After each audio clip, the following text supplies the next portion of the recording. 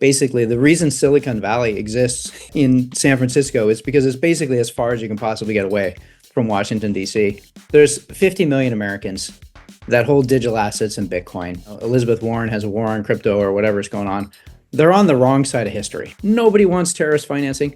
Nobody wants money laundering. Last I checked, all of those things were illegal anyways. Crime is bad. I got to say, I feel it's a pretty damn good time. United States treasuries to being top 3, 2, 1. We finally have a political environment in the United States where we can likely get sensible regulation and legislation on the books. That said, there's still tremendous risk that we get it wrong. You'll notice that many of our industry leaders have started to participate dramatically. You'll notice that many of our industry leaders have started to participate in the political process to make sure that we get proper regulation and legislation.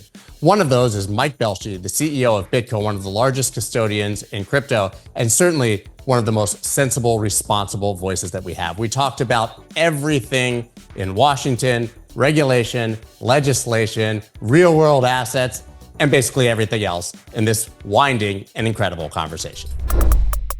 That's dope.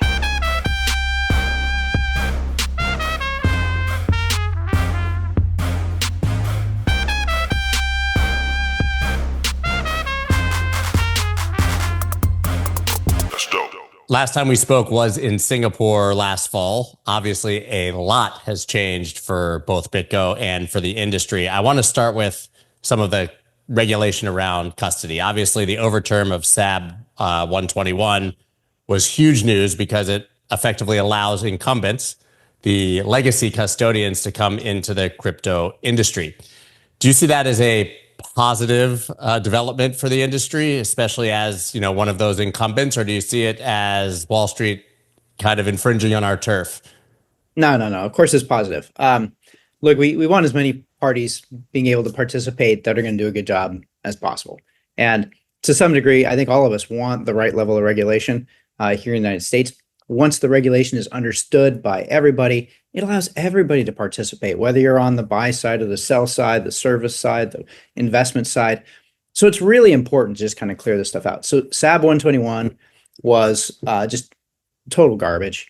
It was garbage from the start. It never should have been created. It was created without going through legal congressional review, which it should have gone through. And then after a couple of years of languishing and being sort of alive, thanks to, Gary Gensler, after that, even, the House passed a bill to get rid of it. The Senate agreed with that bill to get rid of it. And the president vetoed it. Look, I think one thing is true.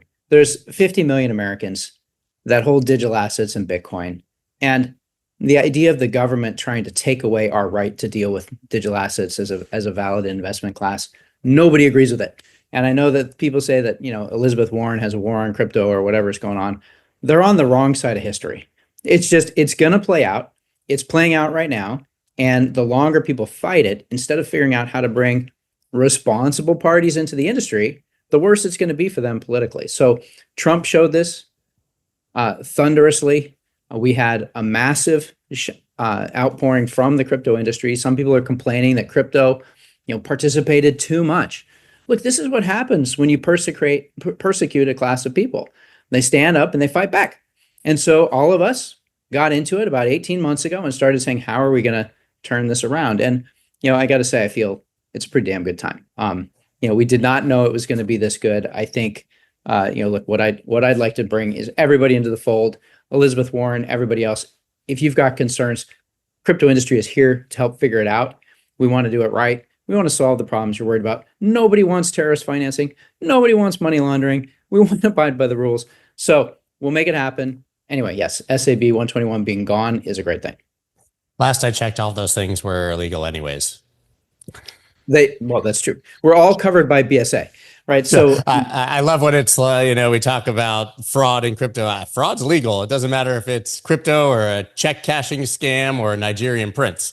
Well, this is an interesting thing to talk about. How can technology, how can digital assets help prevent those types of crimes? We've gotten ourselves into an interesting contortion in the United States where, of course, we don't want bad guys to amass large amounts of money and then do further bad things with it. So that's fine. But we've kind of gotten away from like, how do you stomp out the crime itself? And instead trying to use the monetary system to find the crime. And that's 2 levels of indirection away from when the crime occurred, right? So, I got this question from, I won't say which regulator, but they were asking about, how do we stop? I'm in digital assets, right? Like we're in the money system, but the way you stop fentanyl is by when you arrest the people on the street in San Francisco for dealing fentanyl, you put them in jail and you don't let them out 3 hours later to go back and deal more fentanyl. I tell you, if you do that, that'll be the number one thing we can do to stop fentanyl. It's kind of weird to be getting a financial regulator saying, hey, BitGo, what are you doing to stop fentanyl? But anyway, we can go into more detail about like, actually, where does crime enforcement and protection occur? Should it be at the banking layer or should it be at some other part of our economy? Let's talk about it. Over to you, Scott. Yeah, no, we should talk about that because obviously they're approaching you for a reason, which could be either they are backhandedly saying, hey, crypto is funding fentanyl, or it's just because you're secure, you understand the industry, and you can give them the insight that they might need to stop it at the source. So which of those is it, or both? Look, this was actually part of an outreach. So the good news is like the regulators are reaching out to figure out like how do we do better stuff. But when you tease apart where we've gotten to, forget about crypto, with the banking system today, we've gotten to this point where the enforcement folks, the investigators, are dependent on the banks to do some amount of investigation work as well.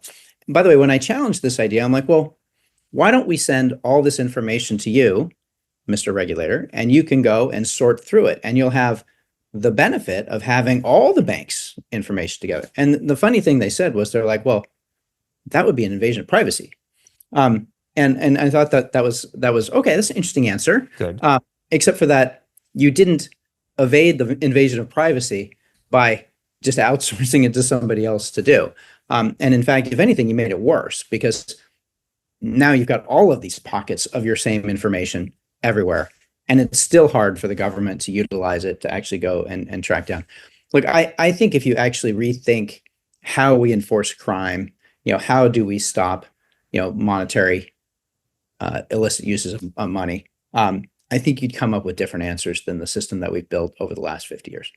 How much of that is specific to crypto at this point, would you say? Because we've long pointed out the fact that that's a false narrative, that, it's a very small percentage of transactions on the Bitcoin network, certainly, but now we have stablecoins are illicit and we're basically being persecuted for a perception and not for reality, right? And the people love to point the fact that cash is used for criminal activity much more than crypto.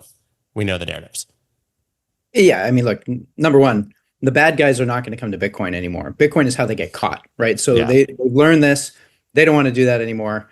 They're going to use other things. 99% of all the crime happens out on dollars. So we know this. But this gets more to like, all right, forget about the crypto persecution, because I really do think there's most people are not trying to do that anymore. I think that's over. Let's try to solve the problem for real, right? So even without crypto, we haven't been able to solve this on the existing banking rails. Why not? That system doesn't seem to work very well. Is there something else that would work better? And I'm not sure that I have an answer for like what would work better, or that there is an answer of this particular approach would clear cut work better. It's a tough problem, law enforcement, criminal investigations, etc. But what we've fallen back on is surveil the entire population of good people and bad people, and then hope that we caught the information at some private institution. And then if the investigator, if law enforcement picks up on something, go and try like to figure out which private banks to go talk to about it. I just think it's so far removed from the actual crime that we're just sniffing up, barking up the wrong tree. Yeah, especially at a crypto custodian. I can understand if they were going to self-custodied wallets or, even to the exchanges who people are actively using back and forth. But in what capacity would a criminal even possibly use something like BitGo that's so regulated and overseen, and you're watching, all the transactions, exactly who your customers are? Doesn't seem to make much sense to me. Well, look, there's dumb bad guys too. We had, it was before we were a regulated firm at all, so we do this multi-sig wallet. The client has 2 keys and we have 1 key. And when you provision your wallet, you get some choices for where you can put your keys. You can hold them both yourself. You can hold one yourself, and then we have some service providers that you can store one with, which gives you the benefit of backup without having to hold all of them. And there had been an exchange hack, remote, and it turns out that the hacker put 1,000 Bitcoins into a BitGo wallet. And sure enough, and this is probably circa 2015, sure enough, he had provisioned his wallet using a backup key that he didn't have. And so we were able to freeze it, and then we were able to recover the funds. And this is also kind of interesting. Initially, law enforcement comes to us. They get a court order for us to seize the coins. Now, we only had 1 key. Remember, the other key was with the backup provider. They weren't used to this type of stuff. And we said, hey, you got to go to the backup provider and get a seizure warrant, a warrant for them to use their key as well. You can't just use ours. We can't use our warrant for that guy. And they were kind of grumpy about it. They're like, look, that's a different jurisdiction. We're going to have to go get a different judge to sign it. But we outlined a whole bunch of reasons why they should do it. And they said, all right, you're right. And they did it, and they got the money back and they returned it to the exchange. So it actually had a happy ending. So yes, bad guys will do dumb stuff like put it in places where it doesn't make sense. But this is also how you get into the slippery slope of not only are we applying these types of rules to regulated custodians and things. And by the way, we want to help. Even though I'm skeptical about how well the current system works, we will do whatever's required. Crime is bad. This is how you get to the slippery slope of now, like self-custody wallets get banned. And regulators keep entertaining this. I think we're going to get past that as people start to realize that, look, there's real value to having cash, and effectively bearer instruments are cash. 6 months ago, that was a much greater concern. So I think it's fair to say that it looked like there was going to be an attack on self-custody in the last administration, and that's largely diminished with the new administration. But that said, administrations do change again. So it sort of speaks to the importance of getting legislation on the books that would be very difficult to overturn, rather than either just statements from the administration or executive orders that we know can be overturned. So I still think we have a lot of work to do. I was at the crypto summit at the White House a month ago. I was very humbled to be able to go to that. I'm part of on behalf of BitGo and a little bit of the industry. And we had a great collection of minds there. And they did a little walk around the table, and there were about 30 people overall there. And it must have been about 20 of us said, this is wonderful what's going on. Thank you for recognizing it. Thank you for being willing to address the problem. Thank you for the executive orders. Can we please codify this in code, into law? So look, I think the administration gets it and wants to accomplish that. They're moving fast for a reason. They know that, like, midterms come. They've got a certain window of time, and then politically things can get tied up. So look, I think one thing you should be impressed by, regardless of which party you're in, I think this administration is setting the tone for pace.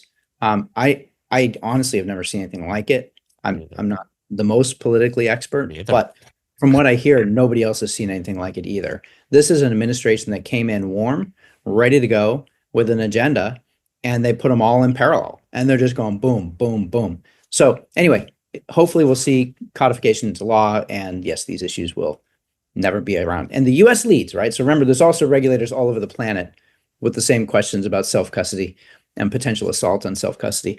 But they will definitely observe and see what the US is doing, and that'll have a big impact globally. So we sort of joked before. I said, it looks like you're in a nice vacation spot right now, a better background than me. I said, what are you doing? You said, a bit of business, a bit of politics. So it's clearly at the forefront of your daily efforts, and seemingly everyone I speak to in the industry, that being political, whether that doesn't mean Democrat or Republican, but being involved in this process has become essential. So much so that you describe it as part of your daily job, basically. Yeah, look, I mean, I would advise to any young business leader, business and politics generally don't mix. All you do is alienate people. So in terms of politics about, issues not related to my industry, I have no interest in using my small little platform for that. On the other hand, we got bills up for stablecoins right now. We got bills up for market structure right now. We got like proof of reserves bills coming. There's a lot going on. And, look, we've got a whole bunch of people all up and down Washington that are interested in getting perspectives. We also have regulators that are listening and they're trying to figure out what should they be addressing, what shouldn't they be. So it's a good time. It's actually, we say it's politics, but maybe actually now it's really more of helping make sure we get the smart ideas communicated and shared. So that's my next question. You led me right there, which is it's great that we have legislation on the books, but we've seen in the past that legislation that isn't thoughtful or doesn't have proper contribution from the industry that's being legislated or regulated can have unseen pitfalls and consequences down the road. I think we're seeing it to some degree actually with MiCA in Europe. If you talk to any of the stablecoin providers, they're not thrilled with the amount of money they have to put in a fractionally reserved bank to back their assets. We've seen, Binance have to delist Tether in Europe because of MiCA. So there's still, once again, this real chance or a real threat that they legislate, but they get it wrong. You threw a bunch of issues out, which are all actually pretty interesting to go into. One of the things that is happening, however, is now that we have regulators actually thinking about crypto, of course, industries that think or are worried that they might lose some of their regulatory capture are also showing up in Washington and trying to say, like, wait a minute, maybe this isn't what they want. And they haven't been publicly vocal, but now they're being kind of brought out. Yes, when it comes to banks, for instance, there's a lot of concern about stablecoins, and is that going to eat into their business? Look, my opinion on all of financial services is that the reason we haven't seen innovative progress in financial services is one reason and only one reason: regulatory capture over the last 50 years. And it just happens. Bill Gurley does this great talk. I forgot, called 2,219 miles or something. I'm not sure if you saw it. It was one of the All In Pod Summit. I've seen it on the All In, yeah. I mean, he's a funny talker, but he talks about basically the reason Silicon Valley exists in San Francisco is because it's basically as far as you can possibly get away from Washington, D.C. and the influences of regulatory capture. So, all right, I guess there's a little bit of political fighting happening kind of there as banks are starting to say, like, wait a minute, is this overlapping on our space? But again, I think crypto's on the right side of history here. Like, the stablecoins are going to be the banks you wish you had, but you've never had. They are better in every single regard. I tweeted, I think it was just this morning, actually, how does a bank that has a fiduciary duty to you give you a 0.01% interest rate when the risk-free rate is 4.3? Okay, is that doing your fiduciary duty? I'm pretty sure it's not, but I'm not making up numbers. The 4.38 is today's risk-free rate. The 0.01 is today's Bank of America checking account savings rate. It's incredibly pathetic. And not only that, not only do you only get 0.01%, they put it at risk, whereas you could put it into the risk-free and there's no risk. So look, there's a lot to be rethought about banking, and I don't think we should be afraid of it. We should do it responsibly. Liquidity in our markets and the banks play a critical role today in terms of how that works, but that doesn't mean that you can't do it better. And that doesn't mean that new technologies don't come along that do it better. So just real quick on stablecoins, 3 things. Number one, one-to-one backed all the time. T-bills, obviously, safest thing you can get. No bank risk, no nothing risk. Number 2, you should be able to get the risk-free rate on it. I know the stablecoin bill currently is prohibiting that because there's some fear, but that's a much better rate than what you get with your bank. And number 3, it's a way better payment system than what the banks give you, 24/7, almost free. You can do it from peer to peer. You can do it from peer to a business. You can do business to business. You can do it bank to bank. All of those things work. So it's simply better at payments, better at return, and better at safety. Now, the thing that banks do is they're supposed to loan out money, and we need lending of money, the liquidity in the market, in order to keep the economy healthy and strong. It's a key part. So you can't just take away the banks, and nobody's that foolish to say they don't play a key role there.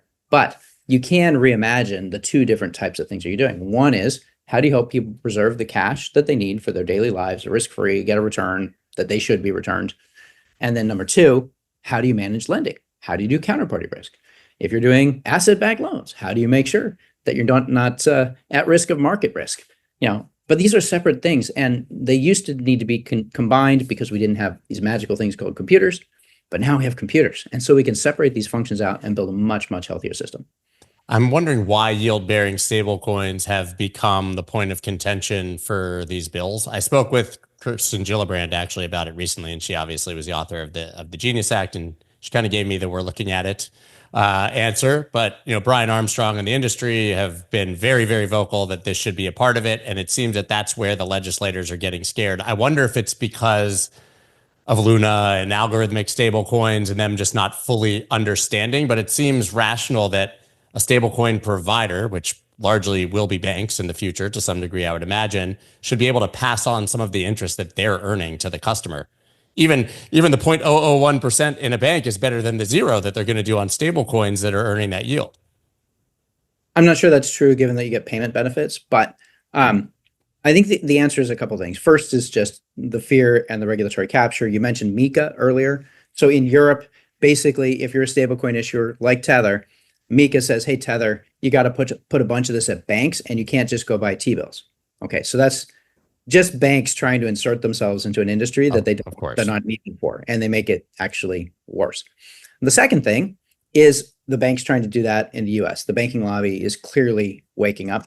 I was talking to one senator. He was joking about it. I'll leave him anonymous because it probably isn't fair, but he had somebody pitching him that said, bank CEO, that says, hey, stablecoins shouldn't be allowed to use treasuries. They should only be allowed to have cash, and that means it has to be at the bank. And of course, the senator's like, do you know what a treasury is? Because it's kind of the same as cash. And then I think the third thing that actually there is a little bit of legitimate fear here, but I think we can learn from history. I'm not sure if you're familiar with the history of money markets, but we went through a very similar thing back in the early 70s as the money market innovation came about. People were concerned, wait a minute, if this money market is able to give you a return, and it's much better than the banks, then people are going to flee the banks, and we're going to have a run on the banks. It's going to take down the entire economy. So initially, money markets were not allowed to return interest, and it was just basically fear. And of course, what we realized is that, hey, it's not that dire. It's not like these institutions just go away overnight. It's not like everybody's ready to move to stablecoins today. It's not like stablecoins are ready to fully take it today. But you could definitely have it. You could have it return interest. It would be great for everybody, and it would allow us to do more with dollars. You said that there is some risk. What do you view as the risks to offering some sort of yield on these stablecoins? I mean, depending obviously on the level of legislation and regulation in which parties we're talking about. We know that there's a lot of stablecoins that are probably not honest actors out there that are smaller but do have market share to some degree. Sure. When I'm talking about stablecoins, I'm talking about one-to-one backed stablecoins for the moment. And I don't think algorithmic stablecoins should be considered at all without a whole lot more scrutiny. But the stablecoin bill is all about that. So auditing and verifying that you've got dollars at combination of banks and asset managers is a very doable thing. But there's still risk. There's a bunch of risk. Smart contracts are new. Blockchains are new. There is possibility for failure there, right? We've got cases where people lose private keys, get scammed out of private keys, don't know exactly how to deal with that yet. None of this is FDIC insured, right? The banks are mostly FDIC insured at this point, depending on where you're doing your banking. So there's a number of things, but the way you solve those types of problems is by letting the market do what it does, and innovate on these products and people start using it. The risk I was also referring to, which people are afraid of, is that there would be a run on the bank. Yeah, I think that's a false fear. You can't really prove it one way or another, but we didn't see it with money markets. But a run on a fractionally reserved bank's a lot worse than a run on a stablecoin provider. I remember times when Tether, and this was when they had half the market cap they do now, right? I mean, they're probably 130, 140 now. But when they were in the 60s or 70s back in the Silicon Valley bank days, I think Tether redeemed $7 billion in 24 hours without breaking a sweat. I mean, no bank could have done that. Absolutely. Stablecoins have held. Tether's done an admirable job. They've had to go through a long period of what's going on. By the way, one of the realizations that I've had just from having worked with traditional finance, and if you watch where traditional finance has gotten to with audits, you can start to appreciate a problem that Tether certainly has run into, which is people claim hey, why doesn't Tether have an audit? If they're legit, why don't they just go get Deloitte to do an audit? And the reason is Deloitte won't do the audit, and it has nothing to do with Tether. It has to do with Deloitte and their risk profile. So basically, we've turned auditors into insurance programs, and they're basically underwriting some amount of risk with you. And if they are wrong, they can go out of business. Like we used to have the big five. Now we have the big four, right? So Anderson's gone. And that's because they did a bad risk on Enron. Crypto is too new. We haven't had regulation in play. We've now got that coming. That's going to help make it better. But the auditors won't write a policy. They don't want the reputational risk of being the one who stuck their nose out there first. Well, reputational risk, also an interesting one. You saw that was just taken out from the OCC, right? So it used to be that literally the term reputational risk. Yeah. Yeah. So OCC regulators used to be able to say to you, we don't think your reputational risk policy is good enough. And you're like, well, wait, what's wrong with Scott Melker's reputation? I thought he was a good guy. And they're like, well, I don't know. It seems like a crypto guy. Maybe that's not very good reputation. I hear that. I mean, it's such a subjective thing. How do you provide even-handed, regulatory frameworks on top of completely subjective rules? You can't, right? So anyway, yeah, it's funny you mentioned that. So no upside to being the auditor for a crypto company, certainly in previous times. Now maybe things are changing, but you just didn't want to even be the one to go out there and do it. Imagine having been the auditor of FTX. Well, that's exactly right. But, now that we've got all of the various regulators, whether it's OCC, FDIC, SEC, et cetera, taking a stand and saying, here's what the definitions and the rules are going to be for each of their respective areas. Now auditors can come and say, okay, I know how to address the regulator. I can actually start to think about how I would do a big audit of a company like that. And by the way, I do think Tether is now at the size, and I think they've proven themselves. I suspect they're going to have success here. But, in kind of that tweener stage where they were, bigger than a little guy, but not quite as big as they are now. And they were banked in, the Bahamas and all over the world. And listen, there may have been a time when Tether was more questionably backed. I won't say when they weren't fully backed, but maybe they did have Chinese paper or things that weren't immediately redeemable that had some risk because they were learning along the way. But to your point, I think when you've got the Secretary of Commerce as a owner of partial owner of your company and saying, we're custodying these assets, you're good. Now, I have zero doubt about Tether at this point. I think it's undeniable. I think that's true. But remember, one of the big features that Tether had to do, and again, regulators had a choice to either help us or hurt us, right? And by having been certainly not helpful pre-last administration, being completely counter-helpful in the last administration, Tether, one of their big features was they said, okay, we're just going to stay out of the US, which is a fair thing for them to do. There's nothing wrong with it. And it turns out to be a feature when you've got a regulator that's working against you. Now, had the US regulators stepped up, leaned in, said, okay, we understand this is something new. We understand it's got new risks. We need to understand it. We need to put something around it. We could have had a different outcome. You could have had Tether embracing the US early, saying, hey, these regulators are great. And it could have been, a much smoother process. But anyway, we are where we are. I'm very grateful every day that things have changed so much in the last 6 months. And just as a aside to all of that, there's a world now, especially, and we will not get into tariffs and macro and global policy, but there's a world where Tether goes from being the sixth largest buyer of United States treasuries to being top 3 to 1. And stablecoins as a whole may end up being, if this industry grows as fast as we think, the number 1 buyer of United States treasuries in the future. Okay, well, now we can start to talk about how politics creeps in here. So the good side of working with regulators right now is helping them understand what's going on. The bad side is, well, sometimes people are looking for a little regulatory capture.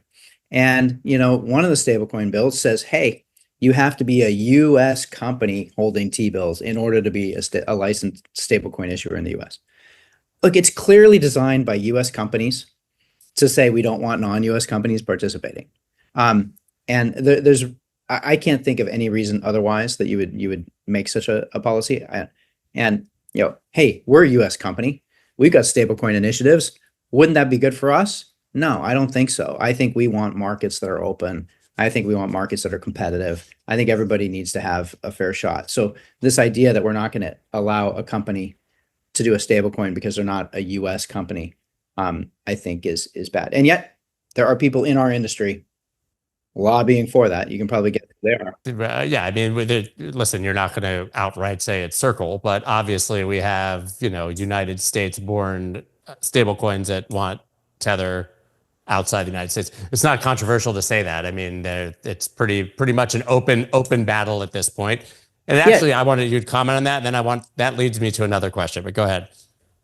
Well, this whole problem of regulatory capture. Like one of the challenges of having regulations is that it allows companies to hide behind regulations to evade competition.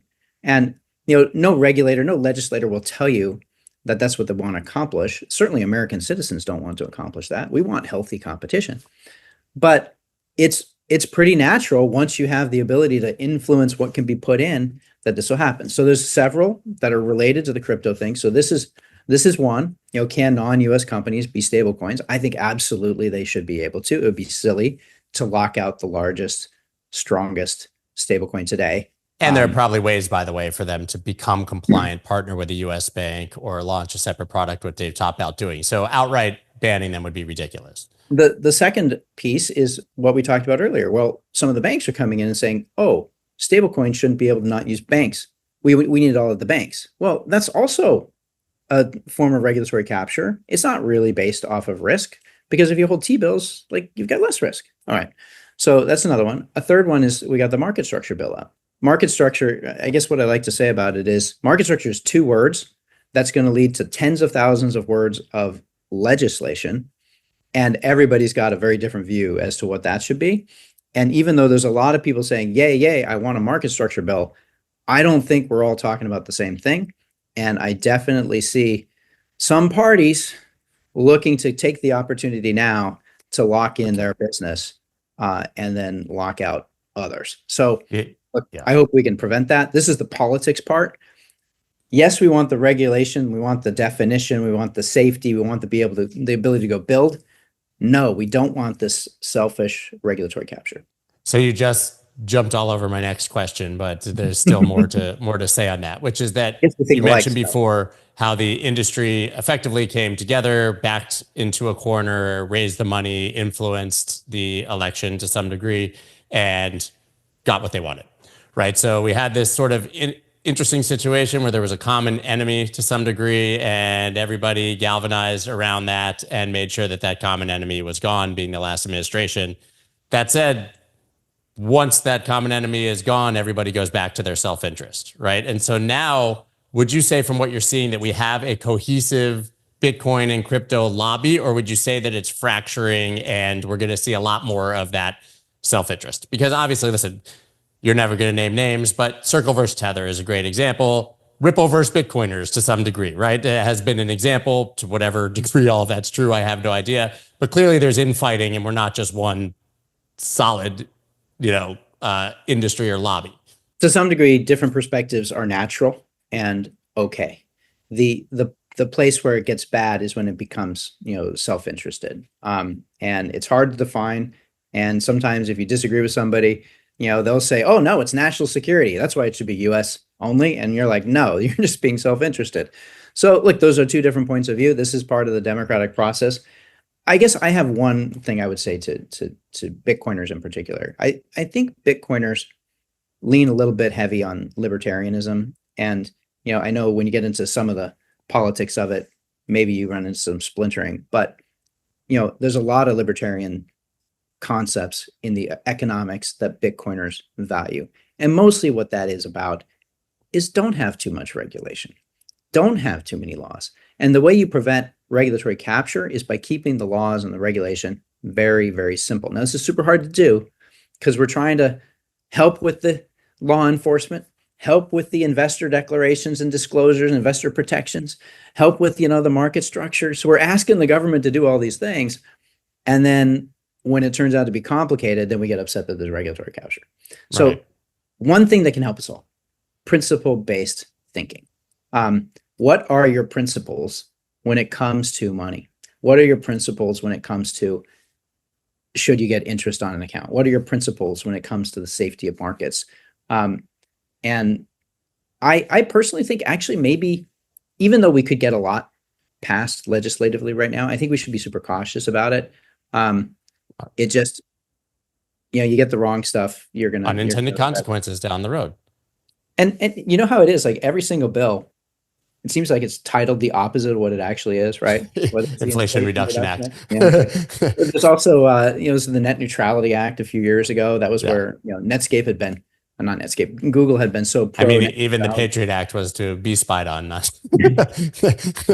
It's like, anyway, we could end up with something that's the, Make Bitcoin Great Again Act and have it not be if we're not careful. Well, it seems like the administration, at least now, largely understands that, right? Because what we're seeing is we don't know what will come for the actual legislation and regulation, but we are seeing very clearly what they're taking away, right? I mean, the SEC has completely refigured their crypto unit to get rid of the enforcement side and to make sure that they focus on fraud and disclosures, which is what the SEC is supposed to do, right? So to answer your question about what the regulation should be, it should just be that everybody knows the risks that they're taking and is an adult and makes their own decisions, right? But DOJ basically dismantling their enforcement team recently, we're seeing that basically at every institution, right? They're getting rid of at least the bad policies of the past. I mean, the SEC rolled back every enforcement action. Well, Letitia James put out, I think this week, a letter where she was saying, hey, you shouldn't dismantle all that enforcement stuff. From my view, the enforcement isn't bad by itself. The reason the enforcement was problematic was because they were starting with, let's lock everything down. Let's go after people that haven't evidently done anything wrong, assume they're doing something wrong, go find the crime. And it just wasn't the right phase for it. Like there's an innovation phase and then like, hey, if there's a problem, let's go solve it. But remember, the largest two asset recoveries ever in the history of the DOJ were both Bitcoin, right? So it turns out that without having travel rule, without having BSA enforced fully, the blockchain itself is already better than the sum total of the banking technology that's been used over the last 50 years. Just the blockchain, right? That's all you needed. Now, look, we're talking about privacy and there's more innovation. There's a lot of things to still be considered. So it's not a fait accompli that like blockchains are just better and we should not have any regulation. But it was wrong to start with, let's go enforce first and figure out, who's innocent later. I don't even think they were doing that. I think they were just, I literally believe, and I don't think this is tinfoil hat, they were just trying to kill the industry or at least slow it for as long as humanly possible. I don't think they actually were trying to even find bad actors. I think they just wanted to freeze it. Okay. Well, I try not to say too much what people's intentions were. Let them speak for themselves. But anyway, I think we agree on the conclusion. Yeah. So on the banking side, we kind of touched briefly on Operation Chokepoint 2.0 without saying it, obviously, but reputational risk. Now we're seeing a lot of clarity that our feelings about what was happening with the banking industry and crypto were not unfounded. There's a lot of proof that those things were happening. For you as a custodian, how much did Operation Chokepoint 2.0 show its face for your business, for your customers, and what meaningful change will that bring about now that you know that the banking system is effectively open to the industry? Well, most people don't know this, but we do a lot of US dollar fiat rails. So we're a trust company, and then we use banks, and you can hold dollars with us alongside your crypto assets, and we can help you use those in all kinds of interesting ways, whether it's lending or trading or other things. So fiat rails are very, very important to us, of course. And prior to a couple of banks failing, we had three banks. We had Silvergate, we had Signature, and we had one other. And when Silvergate and Signature died, we're assassinated, I should say. We both murdered on a Sunday. Yes. But when those two went down, we were down to one bank. So then we go to look for more. Our position, we didn't really have problems with like bank closures and stuff like that. But we go to get banks, and basically the big banks were all out. So what had happened is through Operation Chokepoint, basically the OCC said, and this is Martin Groenberg put out a letter in 2022, I think it was in April, and he said, if you touch crypto, I'm going to scrutinize your business. And so, I'm sorry, that was FDIC. Sorry, I misspoke. Yeah. That pretty much turned off half the banks at the state level and most of the banks at the federal level. The OCC also went to all of its federal level banks and said, don't touch it. So that meant JP Morgan won't bank us, BNY won't bank us. And it was a pretty easy conversation. So we didn't have any accounts dropped or things like that, but we just couldn't get the best banks that we want. And our clients want to move a lot of money. Institutional money is easiest if they're using the big banks. By the way, it's also safer. When you're moving $1 billion, most people don't know this, right? But like, so you're moving $1 billion, and let's say you're sending it to a mid-sized bank, which is like 25 billion in size. Well, $1 billion is a lot to them. So it affects their reserve requirements. And they monitor these things all the time. And so if you just send $1 billion to a mid-sized bank, they freak out because they got to go find cash to go put at the Fed to meet their reserve requirements. So this is all about safety of that bank. Now, you could argue whether those reserve requirements are the right thing or not, but they're supposed to be the right thing. The regulators put it in play. By having pushed us down to the small banks, we're now stretching the small banks' ability to be safe by the rules outlined by the banking regulator. So you can see it's a bit of a catch-22. The right answer is let us use the biggest banks so that you've got the most safety. And look, Operation Chokepoint's over. Banks are all opening up. I've seen a number of people in the industry just this last week, and everybody's saying, yep, same thing. We're all open. So it's great. Yeah, one of the sort of unintended centralization issues that came with, I guess, SAB 121 and all of that was that when these ETFs launched, Coinbase effectively ended up being the custodian for 85, 90% of those assets, right? And I think that most people wouldn't want a single company of any sort having that much of the assets. Custodians fail. You and I have discussed prime trust in the past, right? I mean, these things happen. Well, this gets into market structure a little bit, and be happy to chat about that. But I think it was actually a little different than SAB 121. So it's true, the big banks have been out because of that, but they also were just struggling to figure out how to get into crypto generally. So remember, they have large, effective businesses based on dollars, and they know how to make lots of money and have manageable risk. And when it comes to crypto, it's a small market. They don't understand it. So it's the opposite. Make a little money, big risk. So it's not unusual or surprising that it's taken them a long time to figure it out. So they had been on the sidelines. So the reason all the ETFs initially went to Coinbase was one reason alone, Gary Gensler. So Gary Gensler was very anti-ETF for forever. I mean, how long did it take to get the ETF? I don't know, 8 years? I think the first filings were in 2014 or 15 by the Winklevoss twins. So yeah. So I mean, we talk about Operation Chokepoint from the banking side, but we also had an ETF lockout, which was completely unfounded, certainly for many years. Even if you think it was founded in 2014 to reject that first one, whatever it was, certainly by 2018, 2019, we should have had an approved ETF. So anyway, because everybody knew that the SEC was trigger happy on shooting down crypto stuff, they went to the only guy that was a public company crypto guy. And of course, that was Coinbase. So I'm not trying to diss their business, they're perfectly fine business, but they were already through the SEC gates. And so everybody felt like this would be the easiest way to get an ETF application through. Good news, they've all diversified now. Yeah, I think that was one of the big news stories last week was that BlackRock was diversifying to Anchorage as well, correct? I think they've added that now, yes. Yeah. And so is that how you see the ETFs as they grow eventually being custodied, which is multiple custodians and spreading the risk over multiple entities instead of having everything in one place? I mean, of course, since 2008, the SEC has generally been encouraging more custodians, not related to crypto, for other stuff. Yeah, for everything. Yeah, that's part of what you do to mitigate risk. It just kind of makes sense. So one of the huge narratives in crypto right now is obviously real world assets and tokenization. Is that something that BitGo is actively building in, participating in, things that you're looking forward to the future? I mean, how are you sort of adjusting to this new atmosphere and being on top of these emerging sort of narratives and markets within crypto? I think it's definitely happening. I think there's a lot of poor ideas out there. And blockchains are great. Obviously, I love DeFi. I love the use cases. I love the innovation. But it doesn't mean that you just put it on a blockchain and everything's magically better. So the first wave of kind of move it onto a blockchain is like, hey, that existing infrastructure is kind of like a lot of overhead. Why don't we cut the overhead and we'll make a better market? But just because you got high overhead doesn't mean that you're inefficient, because the traditional finance does a boatload of volume. We have the best capital markets in America, in the world, here in America. And they do so much volume that, brokers charge 5 cents a transaction and still make money. And that just shows that even though there's overhead in the costs and, the making it all work, the volume is really good. So when you try to replicate that onto just a blockchain system, the difficulty is priming the pump. How do you get the flywheel spinning? And that's been the tricky issue. It's not a technology issue. BitGo is participating in this, by the way. We bought a company called Brassica a little over a year ago.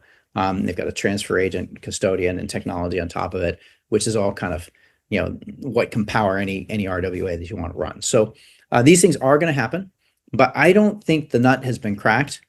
And I think there is a race between the technology firms and traditional finance.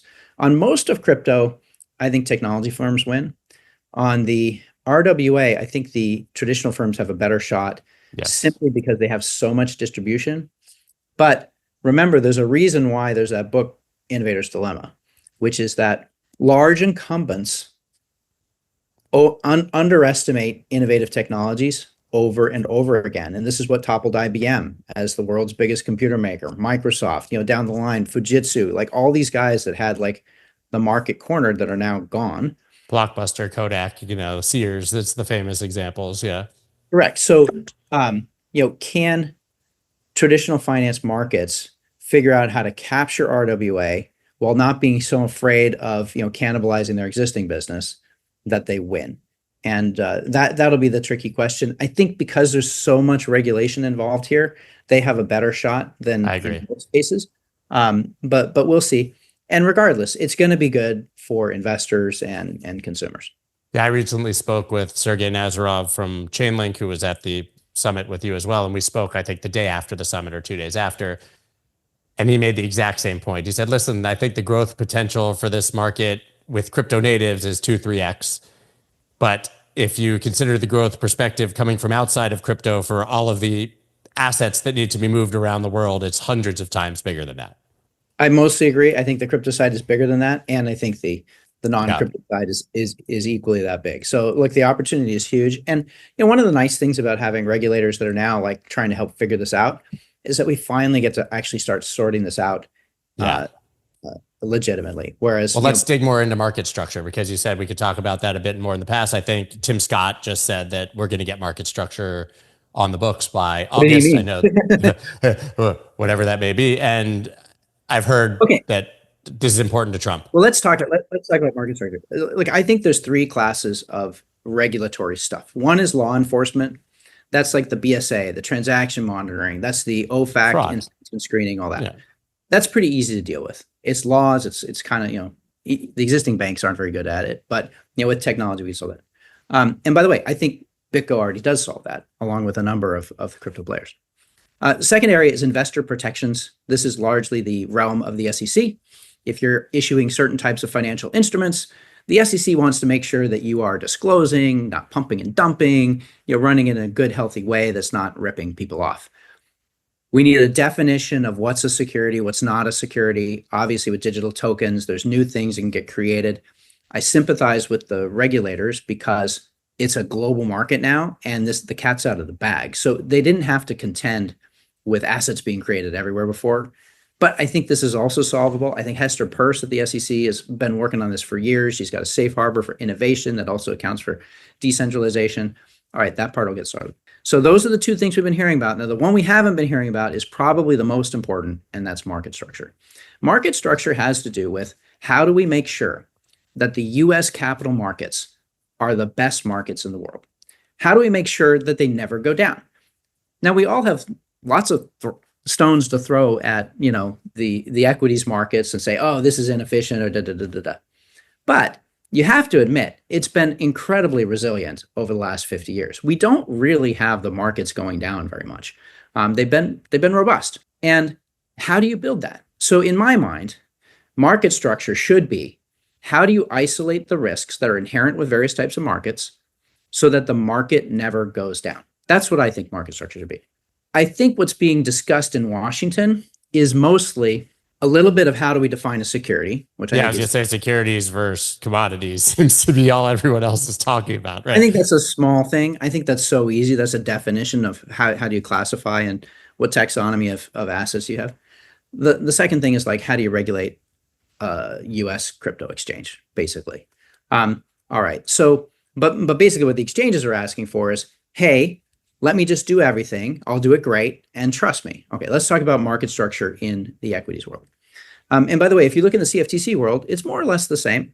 You'll find in the middle is an exchange, like the New York Stock Exchange, like the NASDAQ. Now, in traditional finance, the exchanges don't custody the assets, and the exchanges also are not broker dealers of the asset. Instead, in order to access that market, buyers go through brokers and sellers go through brokers. And these guys love to trade, and they trade as fast as they can.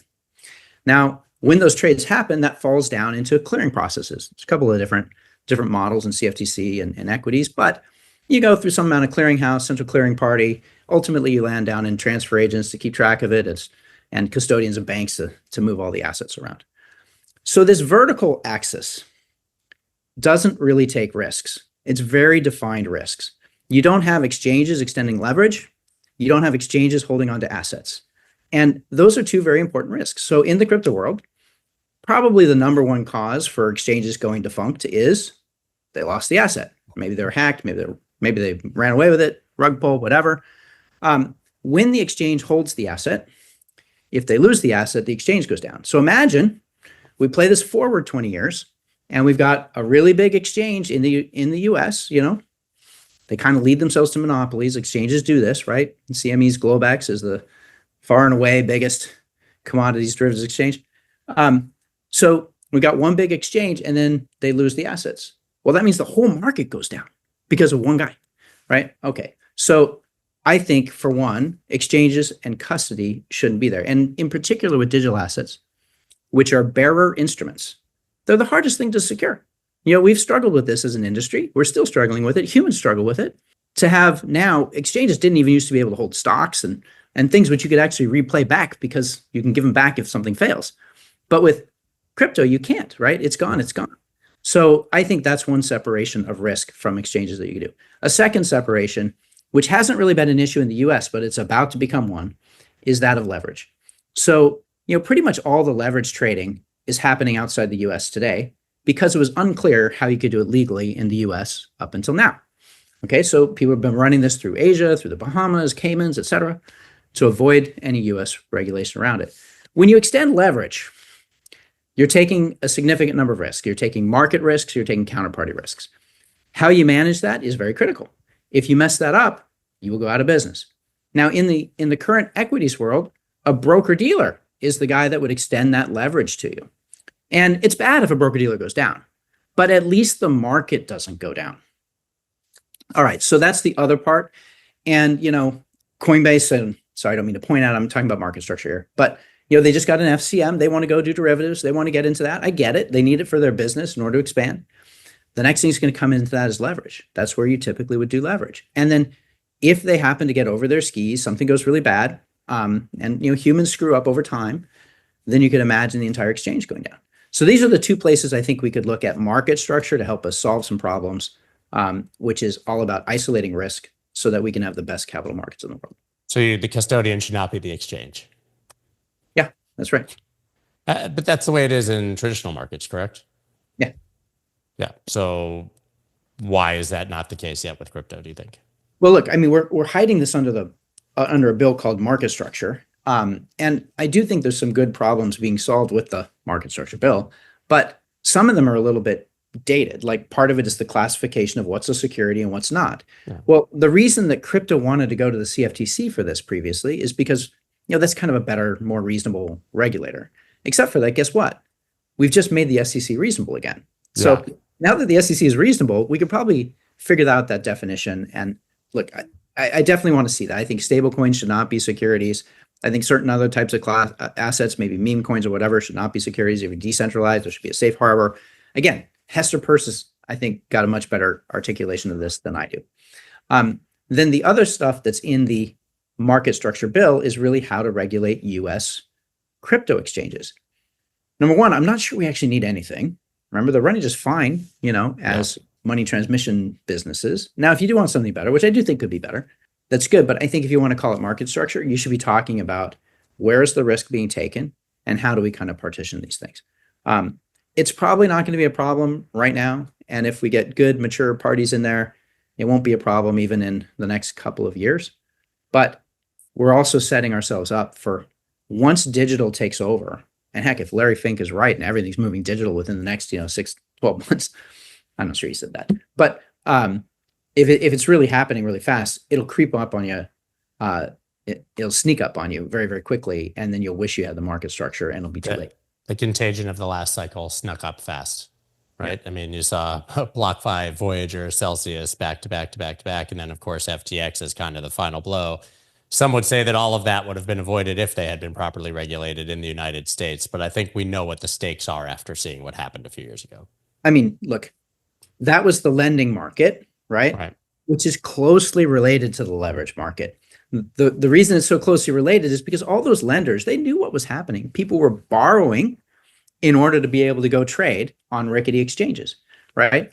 And so they were using this to get leverage. And then the only way you get leverage is to have under collateralized lending if you're taking it out, right? So now you got this race to under collateralize the most to get the most lending. And then it turns out they all pop at the same time. Yeah, look, we are going to start, once we have an official way to run derivatives in the US, leverage is the next thing. Once you throw that in there, humans screwed up over and over again. So I think, yes, we should have more structure around it. Well, I have to say, I'm glad that you've decided to participate in politics and take an active interest in that, because we need cooler heads to prevail when all of these things are said and done. And it's nice that you're there. I'm going to win this war. There's some pretty powerful people that just like, no, I can do it. Yeah, we need the right minds and voices in Washington to make sure this is done right. So I'm glad that you're participating. Thank you so much, Mike. As always, I know we ran out of time. I feel like you could do this for 5 hours. Well, thank you, Scott. It's always a pleasure to be here. I love seeing you. Thank you so much. We'll do it again soon. Are you going to be in Dubai for Token or Bitcoin conference in Vegas? I will be in kind of all of these things. Yeah. So see you soon. We'll do it. Well, maybe we'll catch up very soon and do it in person. Thanks, man. All right. Take care, man. Bye-bye.